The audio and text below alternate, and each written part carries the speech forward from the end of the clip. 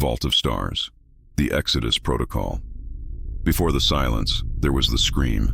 Not a shout of voice nor of explosion. It was a sound that couldn't be measured but felt, as if space itself had twisted in agony. It came when the universe saw something that should not exist. Not coming from outside, but emerging from the very fabric of reality. A void with intent. The first manifestation of the heart. He didn't arrive with a fleet. He didn't occupy planets. He didn't negotiate. He just showed up. And civilizations began to disappear. Not by destruction, but by erasure. Entire cities vanished from memories. Languages ceased to have meaning. Peoples that existed at the beginning of the sentence no longer existed at the end. It was as if time itself was trying to protect itself, tearing parts of itself away to avoid contamination. The universe cried, but there was no one to remember. That's when they decided it wasn't enough to fight. It was necessary to forget. The humans, still primitive but unique in their ability to generate identity from pain, offered themselves. An alliance of 27 races signed the final protocol, known only as the Obscure Treaty. It said, in its only clause, memory is contagion. The only weapon is the seal, and thus the fleet was born, not of steel, but of memory turned into form. Each ship a tomb of meaning, each hull forged with coded emotional fragments of events, traumas, and sacrifices. The first crew members were volunteers. They didn't die. They were transformed, integrated. They became not pilots, but anchors, beings who would never be remembered, for carrying the seal was to erase oneself. The first ship was built on the remnants of the planet Naroon, where the heart had been seen for the first time. Its name was Karen. She was the silenced scream. The others came later, each one built at points where something had been lost forever. The fleet formed slowly, scattered, like scars spread across the skin of the galaxy. And at the center, the plan, to trap the heart between spaces, seal its fragments in the ships, and bury its origin. But there was a risk that everyone knew but refused to name. If someone remembered, if the universe, in its eagerness to recover what was erased, remembered the reason it had forgotten, then the seals would break, and the scream would return. Velis, young at that time and still learning to listen to vibrations in the stones of memory, heard the first reverberation at the exact moment the Exodus was launched. He didn't understand. No one understood. But everyone felt it. The universe was not quiet. He held his breath, because forgetting was necessary. But forgetting was a dam, and it was starting to crack. The heart was not destroyed. It was left waiting, and the scream never stopped echoing. The Exodus opened like a living organ, not with metallic creaks, but with a sound that pierced the bones, the sound of memory being released. Kale crossed the opening with his body supported by zero gravity, but his mind was pressed by forces that did not come from space, but from within himself. The entrance of the ship was not a corridor. It was an iris, a living pupil made of dark light, pulsing with every thought he tried to contain. He didn't walk, didn't float. It was as if he were being pulled inward, not by the body, but by the soul. Inside, there was no machinery. There was no command bridge, corridors, or technical compartments. There was a spherical space, infinite on the inside and impossible on the outside, where structures floated like vertebrae of a cosmic skeleton. Each vertebra was a fragment of history. Kale saw images he couldn't interpret. Men made of energy, crying before stars that bled light. Children holding time in their hands. Worlds are being erased without explosion, only with the indifference of the gods. In the center of the sphere, a lens. Not an optical lens, but something built with layers of folded time, as if reality itself had been shaped to focus on something that did not want to be seen. The lens spun slowly, revealing fragments of what the fleet had withheld. But what it showed was not the past. It was what the universe was trying to forget now. Fear, the mistake, the arrogance, the lie that sustained the entire galactic structure. That forgetting was a choice, and not cowardice. Kyle saw the concordance centuries ago proposing the removal of records to protect the new generations. Saw humanity accepting to be the seal, not out of heroism, but out of despair. Saw the first ship activated with the cry of a boy who was forgotten even by his mother. Saw the Dre burning files. Saw the Sinome erasing emotions from their own genetics. Saw the heart being sealed, not outside the universe, but in the space between everything that refuses to be felt. The lens then turned to Kyle. She had no eyes, but he felt that he was being watched with everything he was, and everything he refused to remember. And then the space of Exodus spoke, not with sound, not with a symbol, but with a direct touch to the essence. O tempo de contenção está acabando. Tú que llevas el último fragmento, debes elegir, tornarse o áncora, o tornarse a memoria. Kyle felt his mind splitting. On one side, the man, the body, the history, the failures. On the other, the presence that had been growing within him since Charon, a fragment of the heart that was not malice but pure, brutal truth, impossible to accept. The lens turned once more, and it showed the galaxy, collapsing not from an attack, but from memory, because the universe had already decided to remember, and the fleet was just the means. At the end of the chamber, a crack opened. Inside it, there was no light, but memory condensed into form, a reverse time capsule, the origin of the question that no one wanted to ask. Kyle extended his hand, and before touching her, the voice of Exodus spoke again. You were never meant to win. Estabas destinado a decidir. Quem se lembraria y quem permanecería. Kyle closed his eyes and entered. Sira wasn't walking. She was being carried through tunnels of living light, dimensional veins pulsing like arteries made of time. Her mind dissolved and was reconstructed at every moment. The interior of the ship where she had been absorbed, a fragment of the Whispering Fleet, perhaps an ex-SEAL ship, perhaps something new, was not a space. It was a consciousness, and she was the visitor. There was no language there, but there was intention. And the first thing the space showed him was Sira herself, sitting at a table with her parents, alive, never dead in war, happy. Then the image changed. A Dre laboratory where she had never worked, but where she was now recognized as the scientist who had prevented the emergence of the fleet. Then a planet where the fleet never existed, where the conquered reigned in peace, where the heart was just a philosophical myth. She tried to speak, to ask what she was seeing, but there was no voice, because the realities shown were not projections.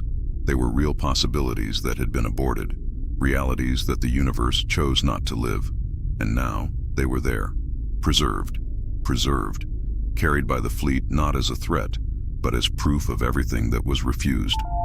A formless voice spoke within her, not with words, but with certainty. We do not destroy, we remember. E ao lembrar, nos tornamos o que você abandonou. Sira fell to her knees. The images continued. Worlds where war never existed.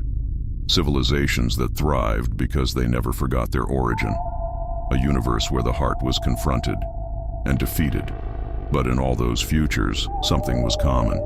They demanded painful choices, harsh truths, total opening of memories. And the universe in the past had preferred erasure, the security of ignorance. She understood then that the heart never attacked. He just appeared, and the panic of seeing him forced forgetfulness. The fleet was not built to protect, but to isolate the pain of remembering. The ships were monuments, floating tombs of denied possibilities. And now, they were aligning to release everything at once. The ship's consciousness led Sira to a chamber where an obelisk of liquid light pulsed in silence. In it, the names of people who never existed, dates that were not in any calendar, sounds of languages that were not spoken by any mouth. It was a capsule of history that time had rejected, and now it was asking to go back. Sira cried, not out of fear, but because he understood that it was a request, an appeal. The heart didn't want power, wanted permission. Permission to be remembered, to exist, so that what was torn away would not be forgotten forever. The last phrase he felt, before waking back to the surface of Virelska, etched itself in his mind like a burned seal. Não lute contra nós, solo recuerda. E nós vamos parar de gritar. Sira opened her eyes. The ship had vanished, but the obelisk was still in his memory, and she knew what she had to do. The world beneath Nivarsis trembled, not with earthquakes, but with memories accumulated too much to remain trapped. The rocks echoed sounds that no one else could hear. But Velis, sitting among the circles of echoing stones, heard everything. With his fingers immersed in the ancient dust, he listened to the collapse approaching. The heart didn't scream. He whispered, and each whisper carried centuries of pain, of silenced truths, of stories that never came to be. Velis felt them passing through his bones, as if his very structure were being used as an instrument of remembrance. The strongest echoes came from the center, the sealed chamber beneath the forgotten cathedral, where the vibrations converged. He descended without seeing, guided by the voices of the stone, and when he arrived, he heard something that no one had ever heard before. A familiar voice, your own, coming from the past, from the time when he could still see, from the time when he was just a student of structural sound. The voice said, "You were chosen not to listen. Você foi escolhido para carregar." In the center of the room, a perfectly shaped stone, geometry so pure that the sensors never deciphered it. But it didn't ask for analysis. She asked for acceptance. Velis extended his hand, and when he touched it, the stone disintegrated into particles that didn't fall. They floated around his body, penetrating his skin like emotional dust. In his mind, images emerged, not as memories but as instructions of suffering. The inverse code. It wasn't a weapon, it wasn't a key, it was a mental function, an emotional algorithm that could only be executed by someone willing to remember everything. Each voice, each loss, each name was erased, each civilization ripped from history. The code was clear. Containing the heart did not mean destroying it, it meant carrying it inside a living mind, forever, without rest, without forgetting, without end. Velis fell to his knees.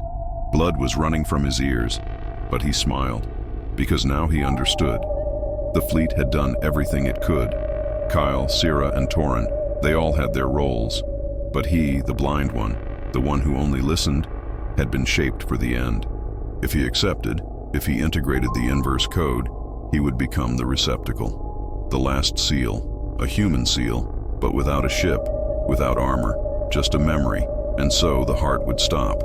Not because it was defeated, but because it was accepted.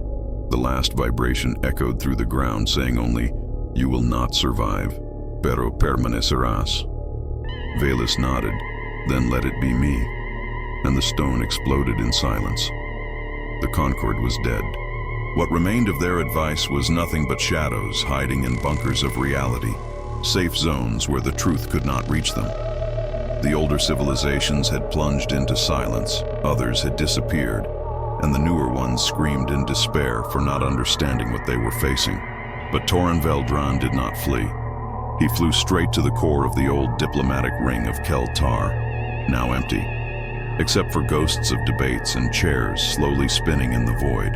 He reactivated the emergency communicators, the old forbidden contact networks, the channels that would only be used in the case of coordinated extinction.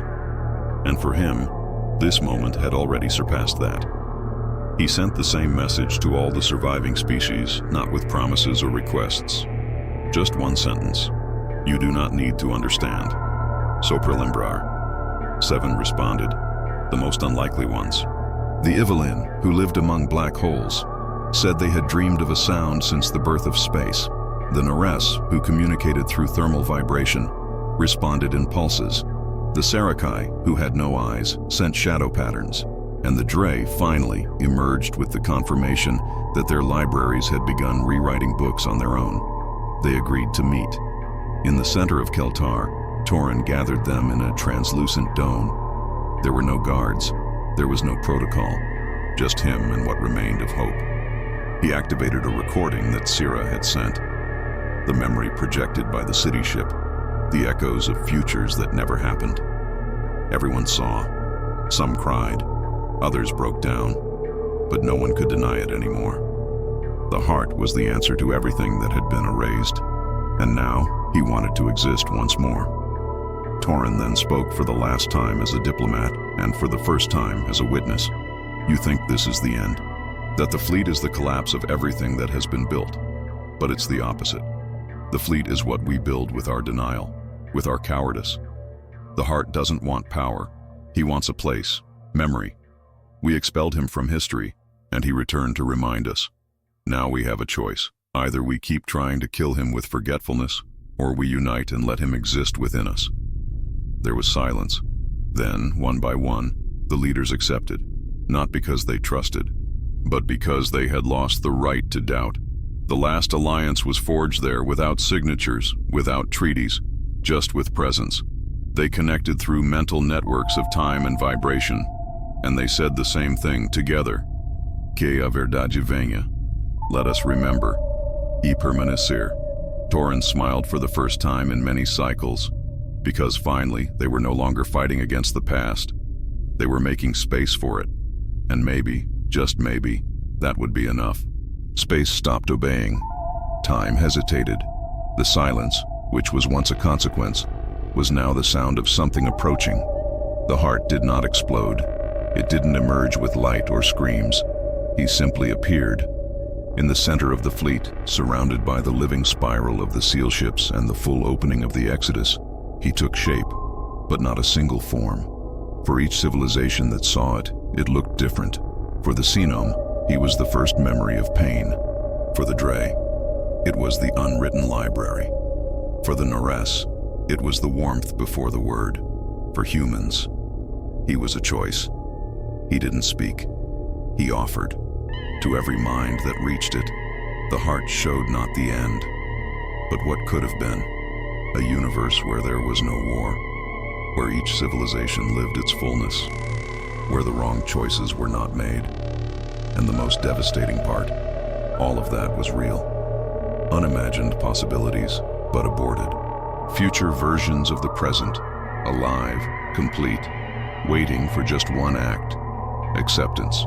Kale saw a world where his family survived, where he never met the fleet, where Sira was a teacher at a moon school, where Velis was a composer, where Torin never had to run away from anyone. It was perfect, but false, or rather, not chosen. Sira saw the galaxy as a living network of transparent cultures, where all races had united centuries ago, even before the concordance, where there were no seals, where the heart never emerged because it was never expelled. She cried, but she didn't reach out her hand. Velis, now integrated into the pure vibration of the universe, heard all the versions of everything, each death avoided, each life lived, each untold story. He was the archive. But even he hesitated when the heart offered peace. Total peace. Absolute peace. It was enough to accept, rewrite, erase the pain and start anew.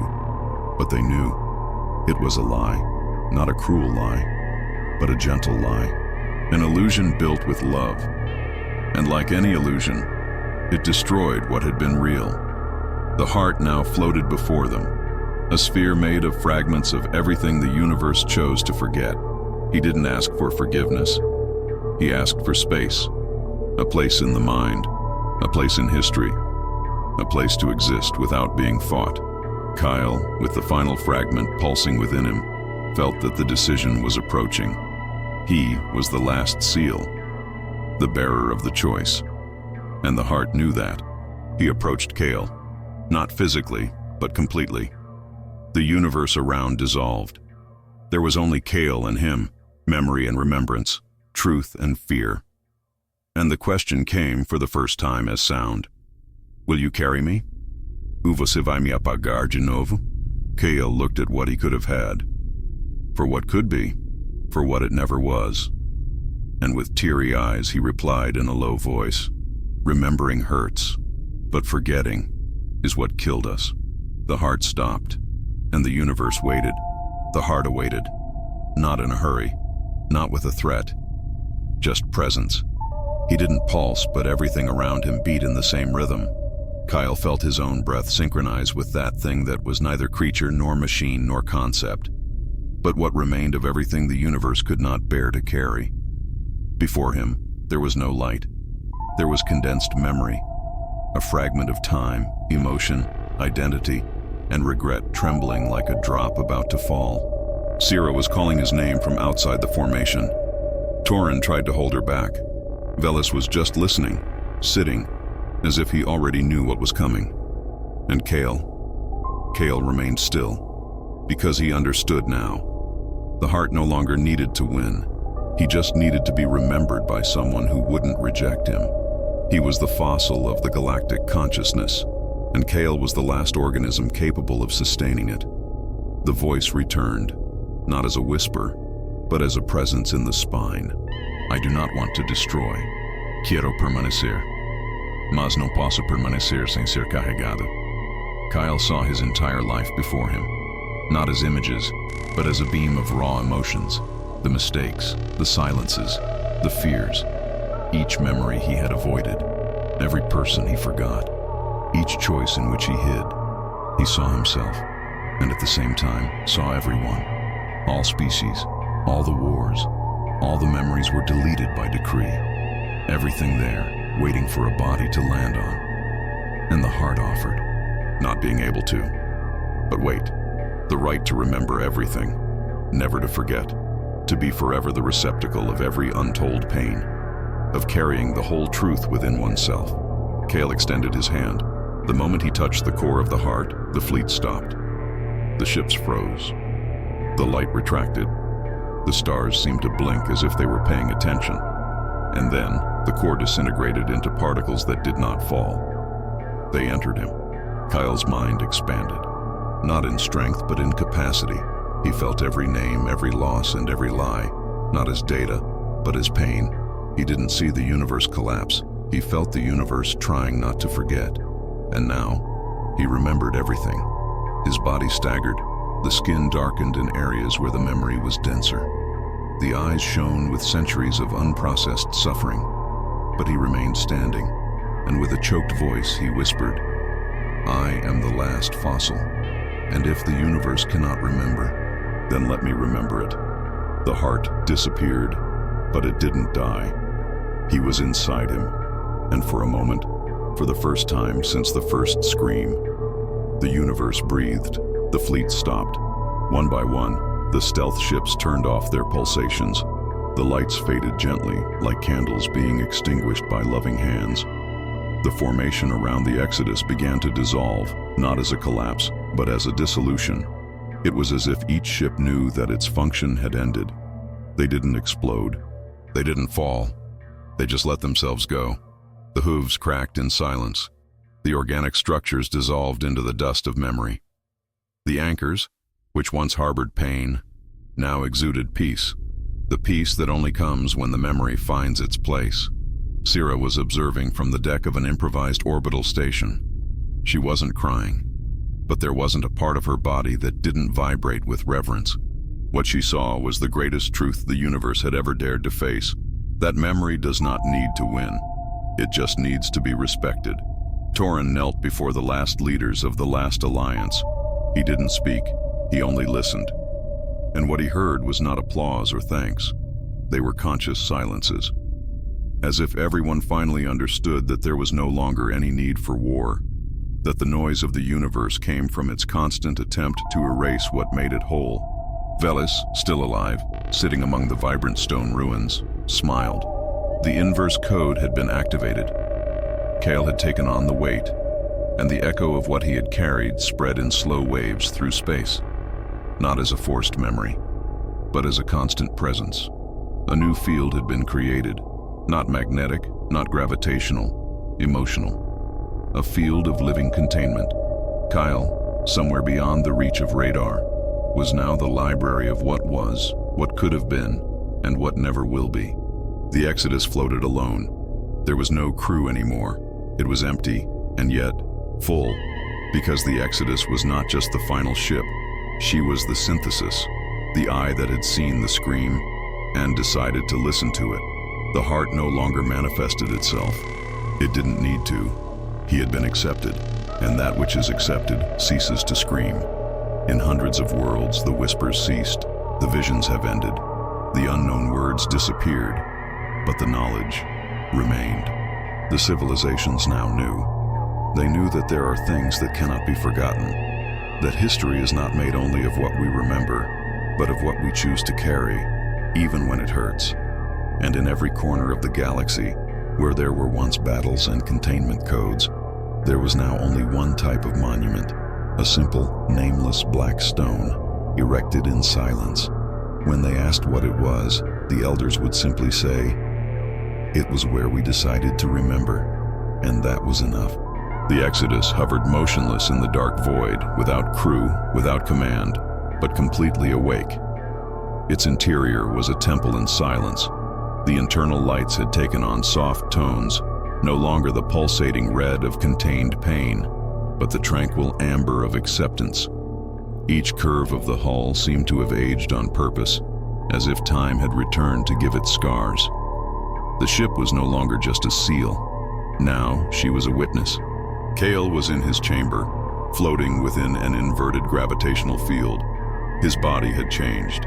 The eyes shone in changing hues. The skin had spots that reacted to external emotional stimuli. Each heartbeat was a reflection of the memories he carried, his own, those of others, and those of what the universe never had the courage to hold. He was the repository, the vessel of what the fleet kept, what the heart offered, and what no one else wanted to carry. But there was something that needed to be done. The Exodus Protocol was neither a war plan nor an emergency weapon. It was a final act of wisdom. Created at the beginning of the Lost War and guarded by the creators of the SEAL ships, this protocol could only be activated when the galaxy was ready to remember and move on. The universe could no longer continue as before. He had seen too much. He knew too much. Now he needed space. Not to start over from scratch, but to start over with truth. Kale positioned himself in the center of the bridge. The ship responded, not with words, but with presence, as if to say, "I am with you." The protocol began with light. Exodus began to emit a pulse, not of energy, but of meaning.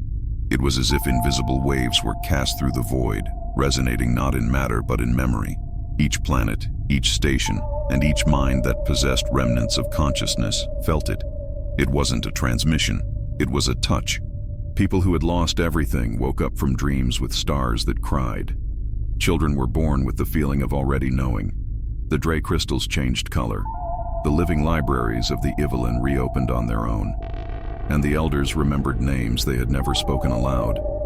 The entire universe breathed as if it were remembering who it was. Sierra, still at the station, saw the sensors recording patterns that didn't make sense. But deep down, she understood. It was like a signature, a confirmation. Exodus was achieving what no treaty, council, or war had managed, transforming memory into structure, into foundation. What was once taboo was now root. Torin, now the symbolic representative of the last alliance, felt in his chest the end of the need to run. For the first time in his life, there was no one chasing the truth, because now she was the ground. And Velis, in her final moments, heard the most beautiful sound that had ever resonated through the stones, the silence of a galaxy that had learned to listen. The Exodus, having fulfilled its function, activated the final stage of the protocol: isolation. She disappeared into a fold that was not spatial, but emotional, as if she had withdrawn so that the universe could grow without depending on her. She didn't explode. She didn't break. She withdrew, taking with her the last screams, the last pains, and the weight of the forgotten that had been forgiven. Kale stayed with her, because someone needed to keep listening. The planet had no name. No ship had mapped it. No civilization had colonized it, and yet it was there, slowly spinning under a sun older than any known record. The trees had glass leaves, and the rivers sang with voices that no one understood. It was as if that world had been kept safe by something or someone for a moment that had not yet arrived. And on that planet, a child was born. No one knew where she had come from. There was no village, no city, no temple. Just her, walking between the valleys, watching the clouds with eyes that shone silver when exposed to the twilight. She didn't talk to anyone. But she didn't seem lonely. Her silence was not empty. It was full. She was carrying a stone. Small, black, polished. Sometimes she would put it to her ear and smile, as if she were listening to stories. Other times, she buried it in the ground and waited, patiently, until a strange flower bloomed. Flowers that no one had ever catalogued. And then she would gather them and leave them in specific places, by the riverbank, on top of the hills next to unknown fossils, as if she were marking a map of memories. One night, she climbed to the highest point of a plateau. The stars were particularly sharp in that sky, but they weren't arranged in the usual way. They flickered in patterns, forming symbols, not constellations. Symbols that told a story without beginning, middle, or end. Symbols that sang without sound. She extended her hand, not to reach the sky, but to embrace it. And then he heard, not a voice, not a command, a whisper. Remember me. Just once, and that will be enough. She didn't know who had spoken, but she knew it was real. That there was an ancient sadness in the stars, a longing that didn't hurt, but that asked for space. She closed her eyes and saw ships made of memory, saw forgotten cities, saw the scream, saw the choice, saw a man who offered everything to remember on behalf of those who could not, saw pain, saw beauty, saw the fleet, saw the heart. And for a moment, she knew what it was like to carry the entire universe within her. When she opened her eyes, she wasn't crying, but a single tear was slowly falling, drawing a bright line on her skin. She picked up the stone once more and held it against her chest. In that moment, the world around her sighed. The trees bent slightly and the wind stopped. Even the river stopped its song for a second. As if everything around understood what had just happened, the child remembered, not because someone taught her, but because it was necessary. And that was enough. In an orbit forgotten beyond the galactic fringes, the Exodus still floated, deactivated, but not dead. Its core pulsed with low intensity, almost imperceptible. Inside her, Kale remained, not as a man, nor as a machine, but as the guardian of what must never be forgotten. Her consciousness was now spread out, not just on the ship, but in every place where the universe dared to remember. He didn't sleep, he didn't think, he simply was. He was the silence that prevented the scream from returning, and it was the echo that would allow someone, someday, to know what happened. And now, someone knew. The child, of uncertain origin, with a name yet to be spoken, was the seed of the new cycle. She would not found a civilization. She wouldn't teach formulas. But she carried something that no treaty, no weapon, no empire ever sustained for long. The vivid memory of the truth. And that memory, alone, would be enough to keep the heart at rest. Not contained, not imprisoned, but welcomed. The breeze returned. The trees started singing again. The sky rearranged the stars as if closing a book, and the child, standing on the stone, looked into the infinite. He smiled, and, without knowing why, whispered back, "I remember you." End of Vault of Stars, the Exodus Protocol.